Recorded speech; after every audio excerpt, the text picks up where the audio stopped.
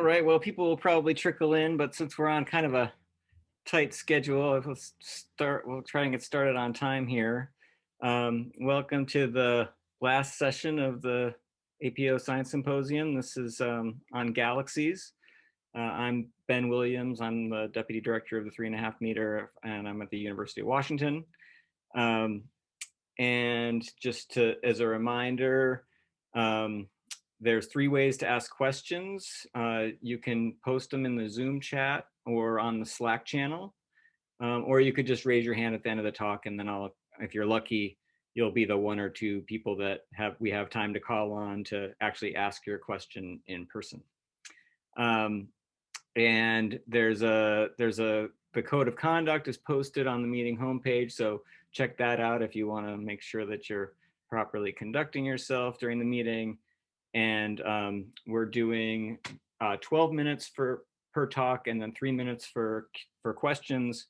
I'm going to try this thing that others have tried, where my background is green during the 12 minutes, and then it switches color until it's red when the 12 minutes is over, and the speaker starts eating into question time. And so our first talk of the session is Joanne Hughes from Seattle University, who's going to tell us about the stellar populations of the WLM galaxy. And so go ahead and take it away, Joanne. Okay.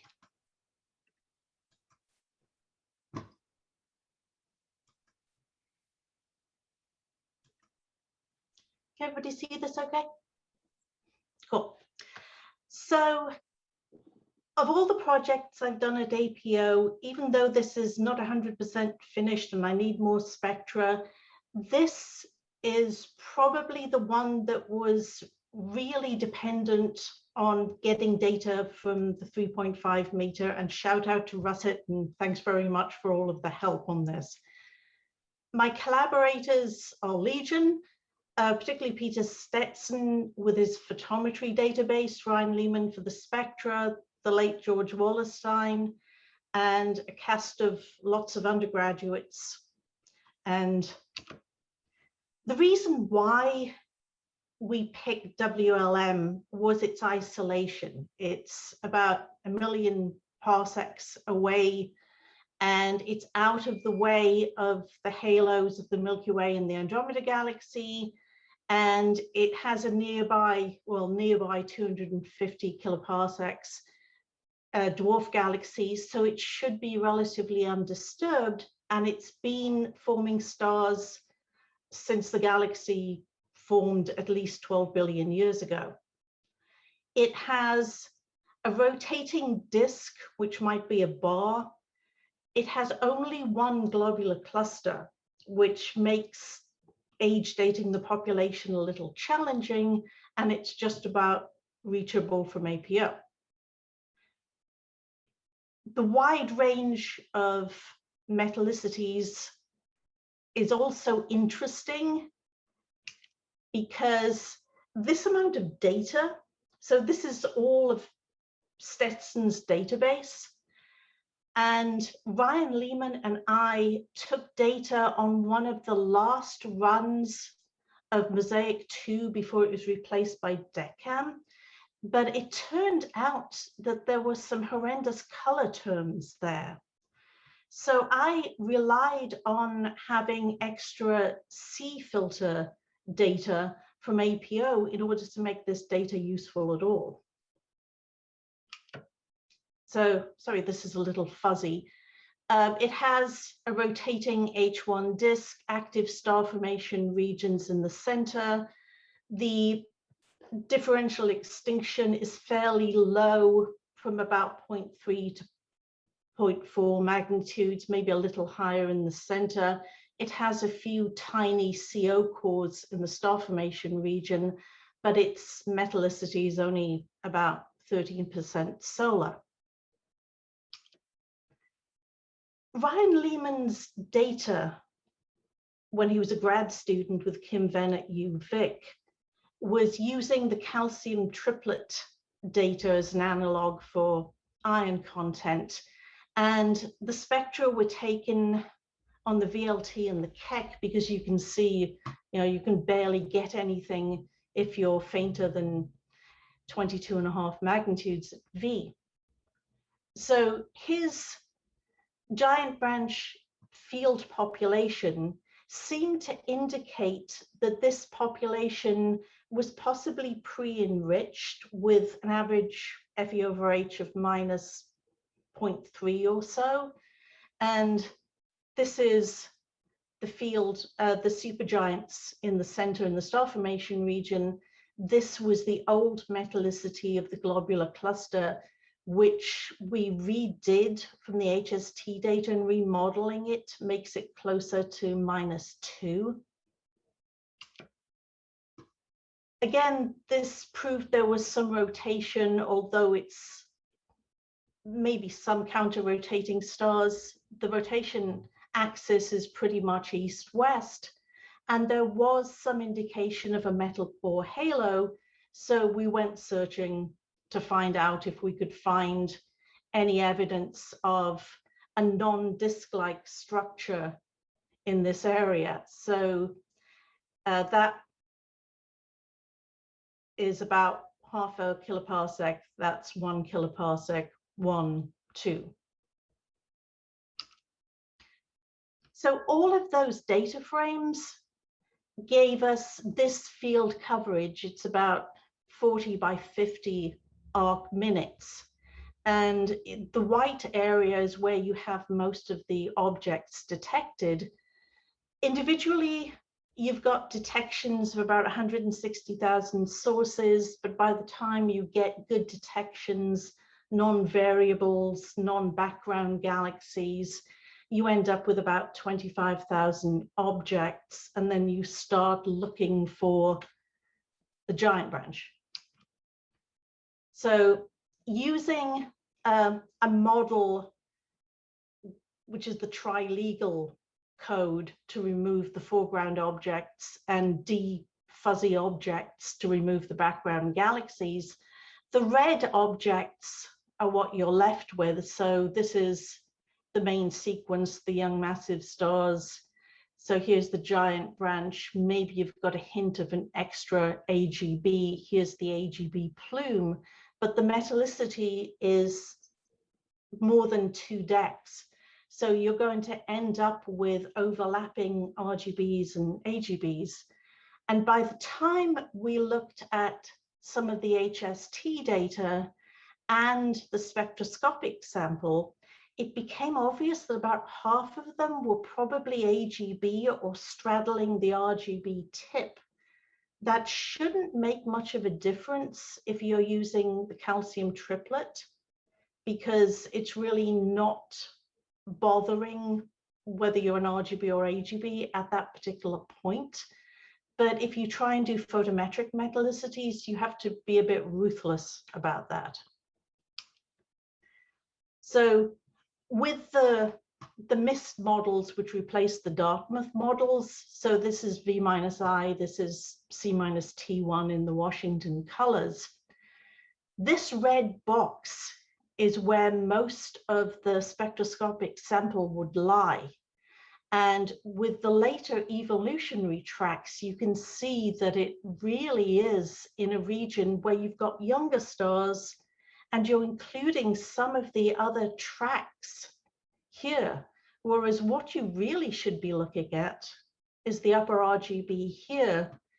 And really, we could only find about 34 stars that were absolutely stable and behaving themselves in all of the filters.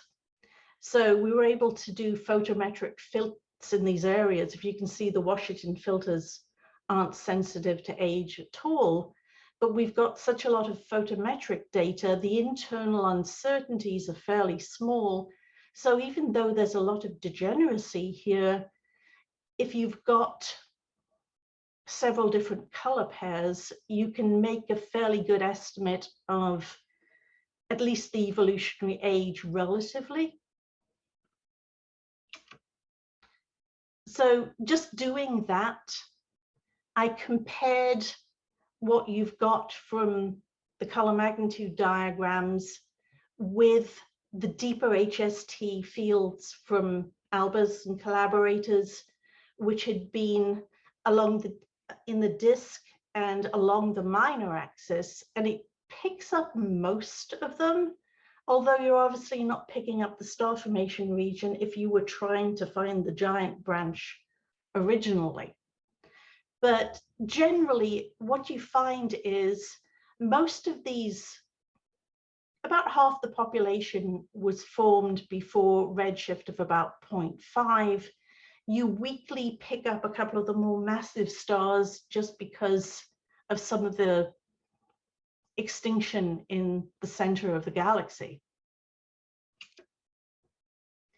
So what you've got, so the black lines are from the spectroscopic sample. They've got a mean of about minus 1.28, and again, the same range.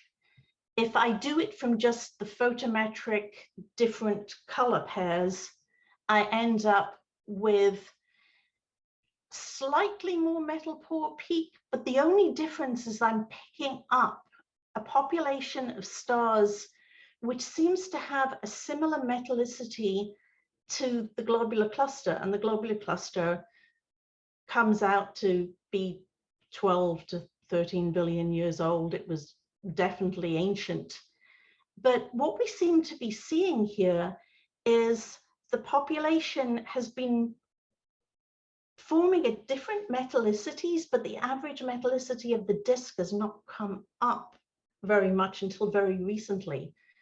So we did find with the standard giant branches that if you include the disk and the halo, the average metallicity of the system actually shifts 0.3, 0.4 dex to the more metal poor side, because you're picking up more of these metal poor stars, which seem to predominantly exist in the center and may not have got picked up by the initial calcium survey just because it's a very crowded field. Again, we need to get more spectra. So if you do a rough age metallicity plot, what we're actually finding is the blue stuff is the spectroscopic analog sample, and here is the ground-based only in red, the ground-based plus HST BVI in yellow. And you're finding that it starts to separate around 5 billion years, and really you only get a huge increase in about the last 1.6 billion years when you have the separation of the extra stuff and the true RGB. And again, star formation region, and there is a slight trend in the center. But what we're seeing here is the older population doesn't have a disk structure. So what we've got out so far is this -2 FeO/H gas has been coming into the system for basically up until the last 2 billion years. And then you only have rapid self-enrichment very recently.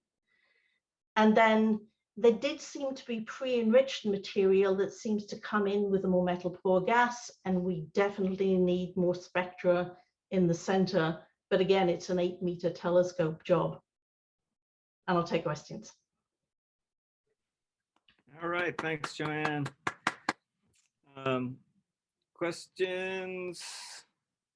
Looking for hands. Not seeing any. Anyone else see any hands?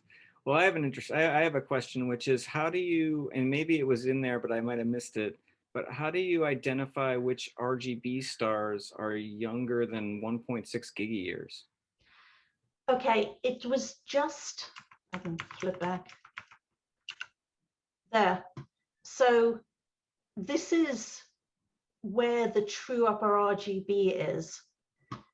There's a little overlap here, but the old Dartmouth models didn't include the post-helium flash period, so you couldn't tell that anything in this area had this mess of evolutionary states around it. So it's picking up some younger stars here when it shouldn't be, whereas all of this area is definitely over 1.6 billion years old. So it's not dependent on the models. You know, this includes younger stars, this includes older stars, but the details of the models aren't really important. There's just a difference in evolutionary state. Right, so you almost got the younger ones by accident. But Yes. they had all that metal enrichment signal in them. And then one other question I had was on the last plot where you were showing, or maybe it was the second to last plot where you were showing the yeah, that one. Yeah. So those blue dots are yours? Yeah, those blue dots are from all of the photometry from the analogy with the spectroscopic sample. And the red ones are just the ground-based data. And then I added in the BVI data for the HST so I could get right into the core. And these are the averages and the bins. So there's a couple of hundred stars between here and here. So it does really seem to be a difference. Yeah, I mean those blue data points are remarkable. That's great.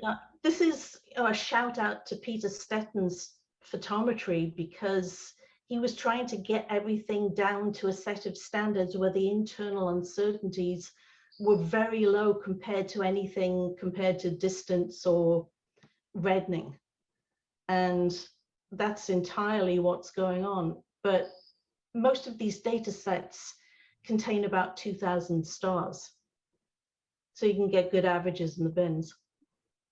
Great. Well, Joanne, take a look at the Slack channel. Maybe there'll be other questions, but otherwise, let's go ahead and move on.